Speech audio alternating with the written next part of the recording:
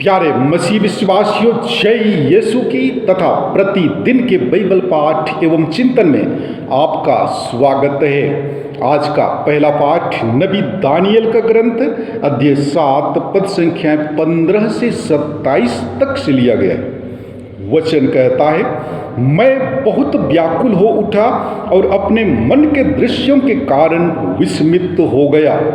मैंने वहां उपस्थित लोगों में से एक के पास जाकर पूछा कि इन सब बातों का अर्थ क्या है, और उसने मुझे समझाते हुए कहा, ये 4 विशालकाय पशु 4 राज्य हैं जो पृथ्वी पर प्रकट होंगे, किंतु सर्वोच्च प्रभु के संतों को जो राजत्व दिया जाएगा वह अनंत काल तक बना रहेगा। तब मैंने जानना चाहा कि उस चौथे पशु का अर्थ क्या है, जो सभी पहले पशुओं से भिन्न था, जो बहुत डरावना था, जो चबाता और खाता जाता था, और जो कुछ रह जाता उसे पैरों तले रौंदता था। मैंने उसके सिर के 10 सींगों के विषय में जानना चाहा, और उस अन्य सींग के विषय में भी जिसके निकलने पर 3 सींग उखड़ गए, उस सींग के विषय में जिसकी आंखें थीं, जिसका एक डींग मारने वाला मुंह था, और जो दूसरे सींगों से अधिक बड़ा दिखता था। मैं देख ही रहा था कि वह सींग संतों से युद्ध कर रहा था और वयोवृद्ध व्यक्ति के आने तक उन पर प्रबल हो रहा था। उसने सर्वोच्च प्रभु के संतों को न्याय दिलाया, और वह समय आया जब संतों ने राज्य पर अधिकार प्राप्त कर लिया। उसने मुझे यह उत्तर दिया, चौथा पशु पृथ्वी पर प्रकट होने वाला चौथा राज्य है। वह अन्य सब राज्यों से भिन्न होगा। वह समस्त पृथ्वी को खा जाएगा और पैरों तले रौंदकर चूर चूर कर देगा। वे 10 सींग इस राज्य के 10 राजा हैं। उनके बाद एक ऐसा राजा का उदय होगा जो पहले के राजाओं से भिन्न होगा और 3 राजाओं को परास्त कर देगा। वह सर्वोच्च प्रभु के विरुद्ध बोलेगा, सर्वोच्च प्रभु के संतों पर अत्याचार करेगा और पर्वों और प्रथाओं में परिवर्तन लाने की योजना तैयार करेगा। संत 3.5 वर्ष तक उसके हाथ में दिए जाएंगे। इसके बाद न्याय की कार्यवाही प्रारंभ होगी। राजत्व उससे छीन लिया जाएगा और सदा के लिए उसका सर्वनाश किया जाएगा। तब पृथ्वी भर के सब राज्यों का अधिकार, प्रभुत्व और वैभव सर्वोच्च प्रभु के संतों की प्रजा को प्रदान किया जाएगा। उसका राज्य सदा बना रहेगा और सभी राष्ट्र उसकी सेवा करेंगे और उसके अधीन रहेंगे। प्रभु की वाणी। ईश्वर को धन्यवाद। और आज का सुसमाचार पाठ संत लूकस के अनुसार पवित्र सुसमाचार अध्याय 21 पद संख्याएं 34 से 36 तक से लिया गया है। वचन कहता है, यीशु ने अपने शिष्यों से कहा, सावधान रहो, कहीं ऐसा ना हो कि भोग विलास, नशे और इस संसार की चिंताओं से तुम्हारा मन कुंठित हो जाए और वह दिन फंदे की तरह अचानक तुम पर आ गिरे, क्योंकि वह दिन समस्त पृथ्वी के सभी निवासियों पर आ पड़ेगा। इसलिए जागते रहो और सब समय प्रार्थना करते रहो, जिससे तुम इन सब आने वाले संकटों से बचने और भरोसे के साथ मानव पुत्र के सामने खड़ा होने योग्य बन जाओगे। प्रभु का सुसमाचार। हे ख्रिस्त, तेरी स्तुति हो। प्यारे मसीही विश्वासियों, हम देखते हैं कि अपने जीवन के मकसद को पूरा करने के लिए प्रत्येक जन काफी व्यस्त हैं, लेकिन जीवन में प्रत्येक की एक आशा होती है कि वह ईश्वर के राज्य में प्रवेश करे। जीवन के रहस्य के बारे, न्याय का दिन एवं मानव जीवन के बारे में कोई नहीं जानता। इसीलिए हमेशा अच्छा करने की कोशिश करो ताकि स्वर्ग राज्य में प्रवेश कर सको। आज के सुसमाचार में यीशु कहते हैं, सावधान रहो, इस संसार की चिंताओं से मन को व्याकुल मत करो।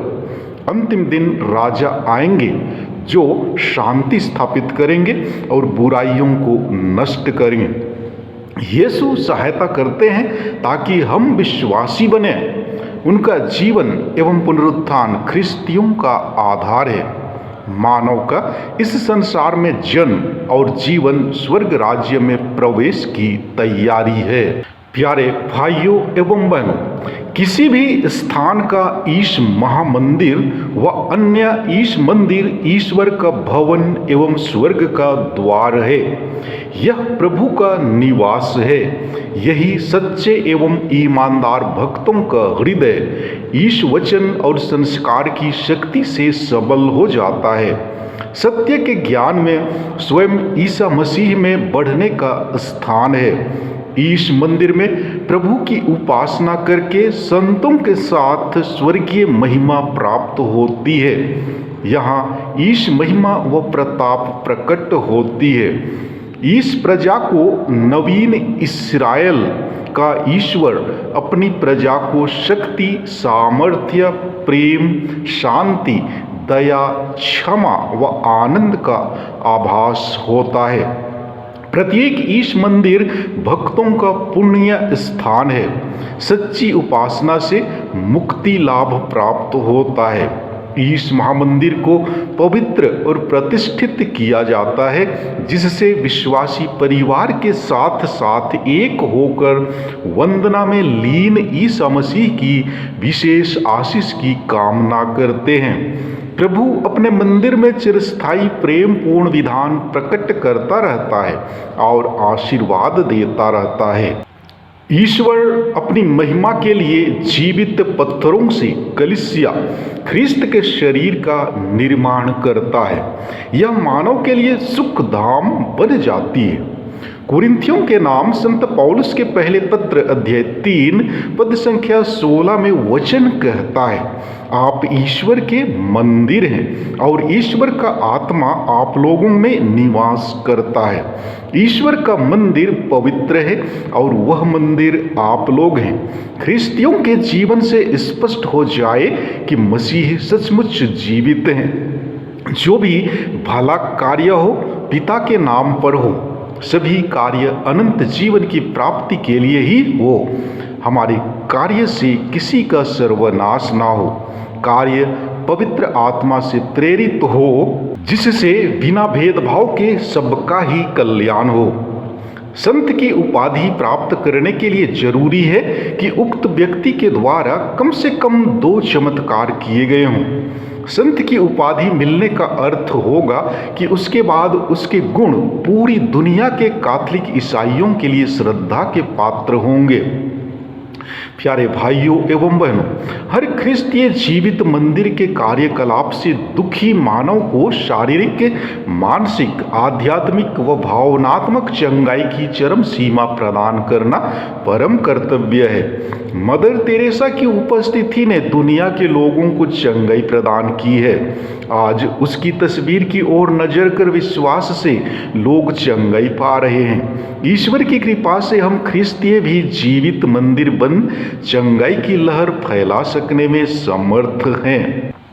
आज हर जीवित मंदिर का काम है ईसा मसीह की परम शक्ति, प्रेम, शांति, दया, क्षमा, न्याय व आनंद को दुनिया के अंतिम मानव प्राणी तक पहुंचाना।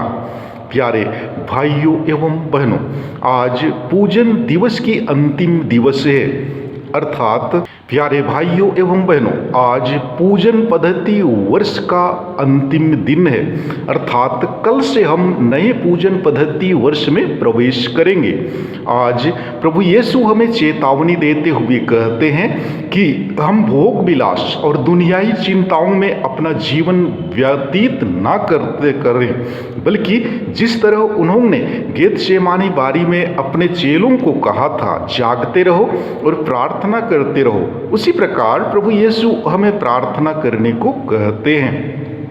प्रार्थना करना ईश्वर के साथ हमारे संबंध को दर्शाता है, जिसके साथ हमारा संबंध अच्छा हो, जिसको हम प्यार करते हैं, उससे हम खूब बात करते हैं, अर्थात हम ईश्वर के साथ अपना संबंध अच्छा कर लें। दूसरी बात, हम जागते रहें और प्रार्थना करें। प्रार्थना करते समय हम जागते रहें। हम कुछ रटी रटाई शब्दों को ना दोहराएं, परंतु पूरी तरह चेतन मन से और सचेत होकर प्रार्थना करें।